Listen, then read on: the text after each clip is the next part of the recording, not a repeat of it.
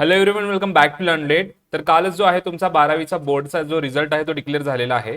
Result declare झाल्यानंतर खूप सारे स्टुडंट जे आहेत ते कमेंट करून विचारत आहेत की 12वीच्या बोर्डमध्ये फिजिक्स केमिस्ट्री बायोमध्ये कमीत कमी किती पर्सेंटेज जे आहेत किंवा जे कमीत कमी किती मार्क्स जे आहेत ते रिक्वायर्ड आहेत जेणेकरून आम्ही बीएससी नर्सिंगमध्ये ऍडमिशन घेऊ शकतो. कारण तुम्हाला माहिती असेल की एक ग्रुपिंग क्रायटेरिया आहे. जर तुम्हाला बीएससी नर्सिंगमध्ये ऍडमिशन घ्यायचं असेल तर त्यासाठी तुमचे जे 12चे मार्क्स आहेत फिजिक्स केमिस्ट्री बायोचे त्याचा ग्रुपिंग क्रायटेरिया आहे. ठीक आहे, म्हणजे काही तर मिनिमम मार्क्स रिक्वायर्ड आहेत तरच तुम्ही बीएससी नर्सिंग मध्ये ऍडमिशन घेऊ शकतात. भले तुम्ही नर्सिंग सीईटी मध्ये 90% मिळवाल, 95% मिळवाल, 99% मिळवाल, परंतु जर तुमचा ग्रुपिंग क्लिअर नसेल म्हणजे मिनिमम जे मार्क पीसीबी मध्ये 12वी मध्ये रिक्वायर्ड असतील ते मार्क्स नसतील तर तुम्ही ऍडमिशनसाठी इलिजिबल नसता, कॅप राऊंडसाठी इलिजिबल नसता. तर तेच आपण या व्हिडिओमध्ये पाहणार आहोत की मिनिमम किती मार्क्स जे आहेत ते प्रत्येक कॅटेगरीच्या विद्यार्थ्यासाठी हवे आहेत जर त्याला बीएससी नर्सिंग करायचं असेल तर. ठीक आहे, म्हणजे ओपन कॅटेगरीच्या स्टुडंटसाठी वेगळा क्रायटेरिया असतो, ओबीसीच्या स्टुडंटसाठी वेगळा असतो. ठीक आहे, एससी एसटी जे रिझर्व्ह कॅटेगरीचे स्टुडंट आहेत त्यांच्यासाठी वेगळा असतो. तर तेच आपण या व्हिडिओमध्ये डिस्कस करणार आहोत. तर व्हिडिओ खूपच इम्पॉर्टंट असणार आहे तुम्हाला सर्वांसाठी. तर व्हिडिओला लाईक करून चॅनलला सबस्क्राईब करा जेणेकरून प्रत्येक व्हिडिओचे जे नोटिफिकेशन असतील ते तुम्हाला टाइम टू टाइम मिळत राहतील, तुमच्या रजिस्ट्रेशन पासून तुमच्या ऍडमिशन पर्यंत. आणि त्यानंतरही जे आहे ते आम्ही तुम्हाला सर्व माहिती इन्फॉर्मेशन प्रोव्हाइड करत राहतो व्हिडिओच्या माध्यमातून. तर तुम्हाला त्याचे नोटिफिकेशन तेव्हाच येतील जेव्हा तुम्ही चॅनलला सबस्क्राइब कराल. ओके, सो आज की इस वीडियो में हम 12th का जो ग्रुपिंग क्राइटेरिया है, मिनिमम पीसीबी में कितना परसेंटेज चाहिए, मतलब कितने मार्क्स चाहिए, वो हम देख रहे होंगे. Eligibility criteria for MH nursing CET 2026. ठीक आहे, तर हे जे आहे ते ऑफिशियली तुमच्या नर्सिंग सीईटीच्या इन्फॉर्मेशन ब्राउचर मध्ये सीईटी सेलने दिला आहे. ठीक आहे, that is eligibility criteria for admission. म्हणजे जर तुम्हाला ऍडमिशन घ्यायचं असेल बीएससी नर्सिंग मध्ये तर मिनिमम किती मार्क्स रिक्वायर्ड आहेत ते तुम्ही या ठिकाणी पाहू शकता. ठीक आहे, so eligibility criteria for qualifying examination for BSc nursing. म्हणजे तुम्हाला क्वालिफाय जर व्हायचं असेल बीएससी नर्सिंगच्या ऍडमिशनसाठी तर 12th मध्ये किती पाहिजे.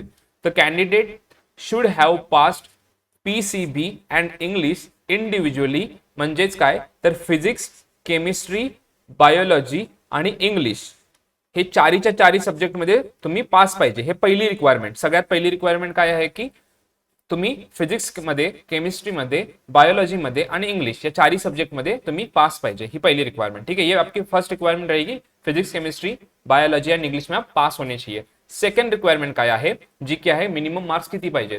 तर नेक्स्ट रिक्वायरमेंट आहे must have obtained minimum 45% marks together in PCB at qualified examination that is 10+2. म्हणजेच 12th बोर्ड एक्झाम मध्ये तुमचे मिनिमम फिजिक्स, केमिस्ट्री, बायो, ठीक आहे, मिनिमम तुमचे physics plus chemistry plus bio याचे मिळून मिनिमम 45% झाले पाहिजेत. आता तुम्ही म्हणाल सर 45% म्हणजे कसं, नेमकं आम्ही कसे कॅल्क्युलेट करायचे. तर सिंपल आहे, फिजिक्सचे 100 मार्क असतात. ठीक आहे, प्लस केमिस्ट्रीचे तुमचे 100 मार्क्स असतात, प्लस तुमचे बायोलॉजीचे 100 मार्क असतात. ठीक आहे, P plus C plus B जे आहे ते तुमचे टोटल 300 मार्क असतात. तर 300 पैकी तुमचे कमीत कमी 135 मार्क पाहिजे आहेत. ठीक आहे, तर तिन्ही सब्जेक्टची तुम्हाला ऍडिशन करायचे आहे, फिजिक्स, केमिस्ट्री, बायो. तर तिन्हीची ऍडिशन तुमची 135 असेल, मिनिमम 135 किंवा त्याच्यापेक्षा जास्त. तर तुम्ही इलिजिबल आहात ऍडमिशनसाठी. आता हे कुणाचं आहे, ओपन कॅटेगरीचे. म्हणजे ओपन कॅटेगरीच्या स्टुडंटना कमीत कमी, ठीक आहे, ओपन कॅटेगरीच्या स्टुडंटना कमीत कमी 135 मार्क पाहिजे आहेत. ठीक है, अब मैं हिंदी में भी बता देता हूं कि आपको क्लास 12th में फिजिक्स, केमिस्ट्री एंड बायो ये तीनों सब्जेक्ट के मिला के 45% चाहिए. अब सिंपल भाषा में बताता हूं, परसेंटेज में आपको कंफ्यूजन हो सकता है. तो देखो, आपका फिजिक्स 100 मार्क्स का रहता है, केमिस्ट्री 100 मार्क्स का रहता है, बायो 100 मार्क्स का रहता है. 100 मतलब 300. तो 300 में से तीनों का जो आप एडिशन करोगे, फिजिक्स के मार्क्स ऐड करोगे, केमिस्ट्री के मार्क्स ऐड करोगे, बायो के मार्क्स ऐड करोगे, तो वो मिला के आपके टोटल 135 होने चाहिए अगर आप ओपन कैटेगरी में हो तो. ठीक आहे, जर ओपन कॅटेगरीमध्ये असाल तर 135 पाहिजेत. आता तुम्ही विचाराल ठीक आहे सर, समजलं की कमीत कमी 135 मार्क पाहिजे तरच आम्ही इलिजिबल आहोत ऍडमिशनसाठी. आता जर समजा दुसऱ्या कॅटेगरीमध्ये आम्ही असो, रिझर्व्ह कॅटेगरीमध्ये, तर काय, तर further more the candidates belonging to SC ST or any other backward category, the marks obtained in PCB together is qualifying is 40% instead of 45%. म्हणजेच काय, जे बाकी एससी एसटी किंवा बाकी जे रिझर्व्ड कॅटेगरीचे स्टुडंट्स आहेत, ठीक आहे, त्या रिझर्व्ड कॅटेगरीच्या स्टुडंटसाठी टोटल 40% पाहिजे आहेत, नॉट अ 45. ओपन साठी 45 बट बाकी कॅटेगरीसाठी 40%. म्हणजेच काय, फिजिक्स केमिस्ट्री आणि तुमचे बायोचे मार्क टोटल जे आहे ते तुमचे 120 झाले पाहिजे. ठीक आहे, 120 जे मार्क्स आहेत ते टोटल झाले पाहिजेत. 120 पेक्षा एक जरी मार्क कमी असेल तर नाही चालत. इंजिनिअरिंग आणि फार्मसीमध्ये एखादा मार्क कमी असेल म्हणजे 135 पैकी 134 असतील किंवा 120 पैकी 119 असतील तर इंजिनिअरिंग आणि फार्मसीच्या ऍडमिशनसाठी तसं चालतं. बट आपल्या नर्सिंग सीईटीच्या ब्राउचरमध्ये सरळ सरळ मेन्शन केलेलं आहे की 120च पाहिजेत कमीत कमी, म्हणजे 40% पाहिजेत रिझर्व्ह कॅटेगरीसाठी, किंवा त्याच्यापेक्षा जास्त असेल तरी चालेल, किंवा बाकी जे कैटेगरी है त्यांना 135 पाहिजे. हिंदी में एक बार मैं आपको बता देता हूं कि जो भी रिजर्व कैटेगरी के स्टूडेंट होंगे, जैसे कि SC ST रिजर्व कैटेगरीज, ठीक है, OBC हो, बाकी के कैटेगरीज हो, उनको जो है टोटल PCB में फिजिक्स केमिस्ट्री बायो में 120 स्कोर चाहिए, तभी वो एलिजिबल होंगे BSc नर्सिंग के एडमिशन के लिए. होपफुली आपको ये समझ में आया होगा. अब सेकेंड बात आती है कि जो कि GNM का क्राइटेरिया है वो क्या है. मतलब GNM में भी आपको पता है कि नर्सिंग सीईटी के ऊपर एडमिशन होते हैं. ठीक आहे, जीएनएम मध्ये पण तुमचे नर्सिंगच्या बेसिसवरती, नर्सिंग सीईटीच्या बेसिसवरती ऍडमिशन होतात. तर जीएनएमचा क्रायटेरिया या ठिकाणी दिलेला आहे, the candidate belonging to general category and reserve category. आता जीएनएम मध्ये काय आहे, तुमची जनरल कॅटेगरी असो किंवा रिझर्व्ह कॅटेगरी असो, सगळ्यांना जे आहे ते 45% कमीत कमी पाहिजेत. म्हणजे काय, सर्वांसाठी 135 मार्क पाहिजेत जर तुम्हाला जीएनएम मध्ये ऍडमिशन घ्यायचं असेल तर. ठीक आहे, जीएनएम मध्ये ऍडमिशन घ्यायचं असेल तर सर्वांना 135 पाहिजे. ओके, जर BSc नर्सिंग मध्ये ऍडमिशन घ्यायचं असेल तर 12वीच्या फिजिक्स केमिस्ट्री बायो याचे एकत्रित मार्क्स तुमचे 135 झाले पाहिजेत ओपन कॅटेगरीसाठी.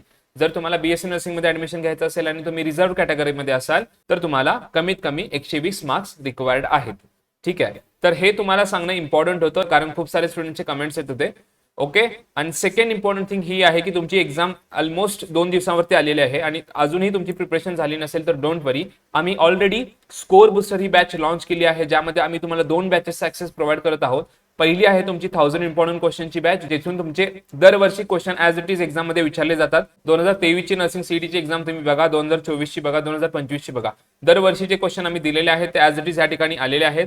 तर ही पण बॅच जी आहे ते तुम्हाला 1000 इम्पॉर्टंट क्वेश्चनची मिळून जाते. आता लास्टचे 2 दिवस राहिले आहेत तर तुम्ही प्रत्येक गोष्ट रीड किंवा व्हिडिओच्या माध्यमातून नाही बघू शकत. अशी गोष्ट तुम्हाला पाहिजे की तेवढीच गोष्ट तुम्ही करून जाल आणि चांगले पर्सेंटाइल तुमचे येतील. तर 1000 इम्पॉर्टंट क्वेश्चन तुम्ही लास्टच्या 2 दिवसात करून जाल तर तुमच्यासाठी ते खूपच बेनिफिशियल राहणार आहे. Plus 10 full length mock test, म्हणजे फुल लेंथ मॉक टेस्ट म्हणजे आम्ही तुम्हाला नर्सिंग सीईटीचेच एक्झाम तुम्हाला या ठिकाणी देत आहोत. 2023 चे पेपर, 2024 चे आणि 2025 चे पेपर तुम्हाला सेम नर्सिंग सीईटीच्या एक्झाम सारखे जे आहे ते तुम्हाला द्यायचे आहेत. 90 मिनिटाचा टाइम वगैरे सगळं या ठिकाणी असणार आहे. 10 फुल लेंथ मॉक टेस्ट पण तुम्हाला या ठिकाणी मिळणार आहेत. दोन्ही बॅचेस मिळणार आहेत. तुमची काहीच प्रिपरेशन झाली नसेल किंवा थोडीफार झाली असेल तर लगेच एनरोल करा, बिकॉज स्कोर बुस्टर बॅच मध्ये तुम्हाला 1000 इम्पॉर्टंट क्वेश्चन मिळणार आहेत जे तुम्ही लास्टच्या मोमेंटला करून तुम्ही चांगला पर्सेंटाइल स्कोर करू शकता. Plus 10 full length mock test तुम्ही प्रॅक्टिस केल्यानंतर 2 दिवसामध्ये तुमचा स्कोर एकदम चांगल्या प्रकारे बूस्ट होईल आणि तुमची प्रिपरेशन किती झाली आहे, किती रिक्वायर्ड आहे, कोणत्या एरियावरती फोकस करायचा आहे हे सर्व तुम्हाला समजेल. ठीक आहे, येथूनच क्वेश्चन येणार, याचा हे टॅगलाईन आहे. ठीक आहे, तर त्यासाठी तुम्हाला लर्नलेटचा ऍप डाउनलोड करायचा आहे. ऍप डाउनलोड केल्यानंतर तुम्हाला स्कोर बुस्टर बॅच दिसेल, तेथून तुम्ही एनरोल करू शकता. नेक्स्ट आहे, जर तुम्हाला असेल की सर मला सेपरेट बॅच घ्यायची आहे, म्हणजे मला सर फक्त मॉक टेस्टचीच बॅच घ्यायची आहे किंवा मला सर फक्त 1000 इम्पॉर्टंट क्वेश्चनचीच बॅच घ्यायची असेल तर तेही सेपरेट बॅचेस अवेलेबल आहेत, ते तुम्ही ऍपवरती घेऊ शकता.